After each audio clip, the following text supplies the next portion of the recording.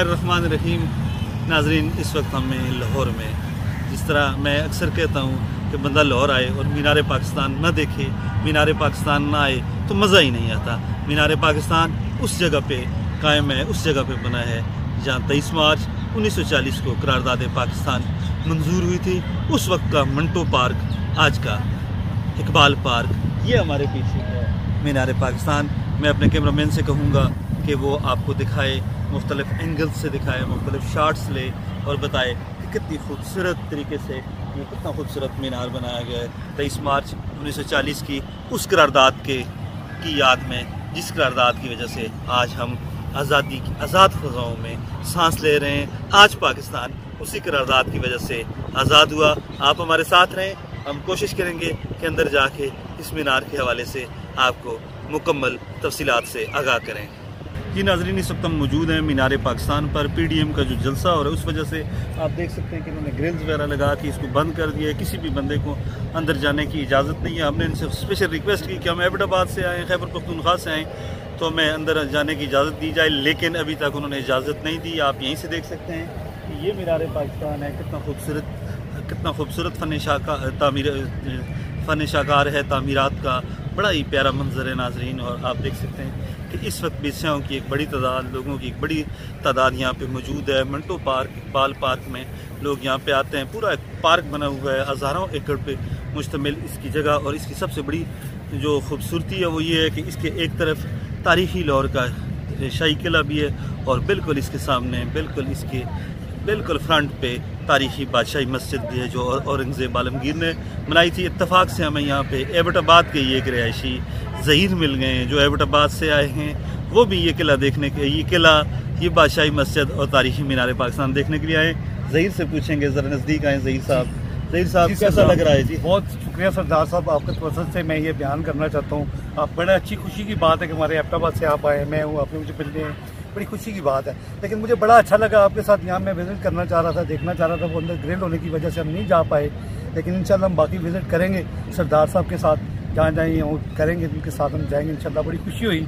और सरदार साहब इंशाल्लाह हमारे इलाके को प्रमोट करते हैं, पूरे इलाके को, KPK को। तो इंशाल्लाह पंजाब में भी इनके चाहने वाले बहुत हैं। जैसे मैं हूँ, मैं इनका बड़ा फ़ैन हूँ सरदार साहब का। बड़े अच्छे तावन करते हैं हमारे साथ, हमारे इलाके के लोगों के साथ। कोई प्लेटफॉर्म हो तो ये तावन करते हैं। इस तरह के लोग हमारे इलाके में होने चाहिए, मीडिया में भी होने चाहिए, बेसिकली और बाकी चीज़ों में भी होने चाहिए। सरदार साहब मैं आपका बड़ा शुक्रगुजार हूँ। चले, बड़ी आपने यहाँ पे भी साहब, ये थे ज़हीर, बड़े मतलब पुरजोश हैं, पुरज़म हैं, लाहौर में होते हैं, एबटाबाद से इनका तल्लुक़ है। नाज़रीन, आप देख सकते हैं कि बुलंदो बाला मीनार पाकिस्तान हमें याद दिलाता है कि हज़रत अल्लामा इकबाल, हज़रत कायद-ए-आज़म मोहम्मद अली जिन्ना और तहरीक पाकिस्तान के जो दीगर अजीम रहनुमा थे, दीगर जो हमारे कायदीन थे, उन्होंने दिन रात एक करके पाकिस्तान बनाया था। जी नाज़रीन, मैं आपको ये भी बताता चलूँ कि इस वक्त हम मंटो पार्क, इकबाल पार्क में मीनार पाकिस्तान के साए तले मौजूद हैं। और इस पार्क में तफरीह के मुख्तलिफ चीज़ें भी हैं, मौक़े भी हैं। आप देख सकते हैं कि हमारे अकब में बिल्कुल एक मसनूई तालाब बना हुआ है, मसनूई झील भी आप इसे कह सकते हैं।